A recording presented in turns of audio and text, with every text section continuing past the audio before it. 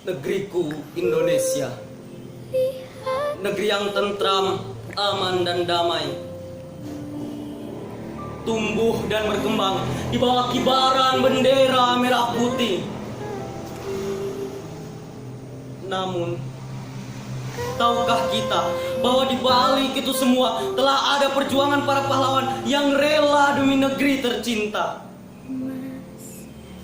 Assalamualaikum warahmatullahi wabarakatuh.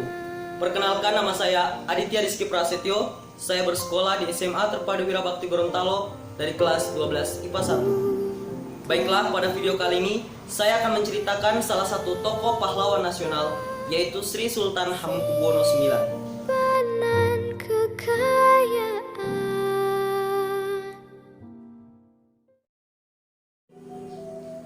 Gusti Raden Mas Durojatun. Demikian nama yang disandang beliau ketika kecil. Lahir pada tanggal 12 April 1912. Anak ke-9 dari Sri Sultan Hamengkubuwono VIII dan istri kelimanya Kanjeng Ratu Ali. Masa muda beliau jalani di luar keraton. Sang ayah menitipkannya kepada pasangan Belanda sejak ia berusia 4 tahun. Masa-masa sekolah beliau jalani di Yogyakarta. Setelah menyelesaikan pendidikan dasar, beliau melanjutkan pendidikannya di Semarang dan Bandung. Namun, belum selesai pendidikan yang ditempuhnya, sang ayahanda memutuskan untuk mengirim beliau beserta saudaranya untuk menyelesaikan gimnasium di Leiden. Tahun 1939, peta politik dunia bergerak begitu cepat. Tanda-tanda meletusnya Perang Dunia Kedua semakin jelas di depan mata. Sri Sultan Hamengkubuwono VIII memutuskan untuk memanggil pulang Gusti Raden Mas Durojatun yang saat itu masih menempuh pendidikan. Setibanya beliau di tanah air, langsung disambut oleh Sri Sultan Hamengkubuwono VIII. Dan saat itu jugalah diserahkan keris Kiai Joko Piturun sebagai atribut bagi putra mahkota calon penerus tahta kerajaan. Selang beberapa hari kemudian, Sri Sultan Hamengkubuwono VIII wafat.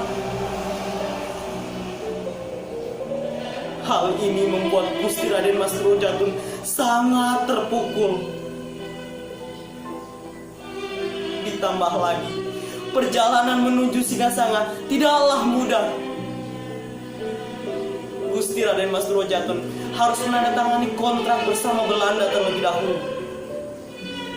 Politisi senior Belanda, Dr. Lucien Adam yang saat itu berumur 60 tahun, harus berdebat panjang dengan Gusti Raden Mas Durojatun yang saat itu umurnya masih menginjak 28 tahun. Setelah 4 bulan lamanya tidak menghasilkan kesepakatan apapun, Gusti Raden Mas Durojatun menyetujui dan menandatangani kontrak tersebut. Senin 18 Maret 1940, beliau dinobatkan sebagai putra mahkota kerajaan. Dan di hari itu pula lah beliau berpidato yang sampai saat ini kata-katanya masih dikenang oleh seluruh rakyat Indonesia. Saya memang berpendidikan barat, tapi pertama-tama saya tetap orang Jawa. Beberapa tahun setelahnya, ketika sebuah negara baru lahir di negeri ini, tepatnya pada tanggal 17 Agustus 1945, dengan dikumandangkannya proklamasi oleh Insinyur Soekarno dan Muhammad Hatta, Sri Sultan Hamengkubuwono IX segera mengambil sikap. 2 hari setelah proklamasi, dikirimlah telegram ucapan selamat kepada para proklamator. Dan di sana beliau menyatakan bahwa daerah Yogyakarta adalah bagian dari wilayah Republik Indonesia. Ketika negara yang baru lahir tersebut menghadapi berbagai masalah dari pemerintah kolonial yang datang kembali, beliau mengundang para tokoh bangsa untuk segera pindah ke daerah Yogyakarta. Sri Sultan Hamengkubuwono IX menyatakan bahwa daerah Yogyakarta siap menjadi ibu kota negara republik yang baru berdiri tersebut. Bahkan beliau juga rela untuk membiayai segala bentuk urusan pemerintah di sana. Pada tahun 1949, ketika Insinyur Soekarno dan Muhammad Hatta beserta seluruh jajaran staf kembali ke Jakarta, Sri Sultan Hamengkubuwono IX menyampaikan pesan dengan sangat berat hati. Daerah Yogyakarta sudah tidak memiliki apa-apa lagi. Silahkan lanjutkan pemerintahan ini di Jakarta. Ujarnya yang telah menjalankan sabda Pandita Ratunya sesuai dengan telegram yang ia kirim 2 hari setelah proklamasi bahwa beliau sanggup berdiri di belakang pimpinan Paduka yang mulia. Tepat pada tanggal 2 Oktober 1988 dini hari, ketika beliau berkunjung ke Amerika, Sri Sultan Hamengkubuwono IX menghembuskan nafas terakhirnya.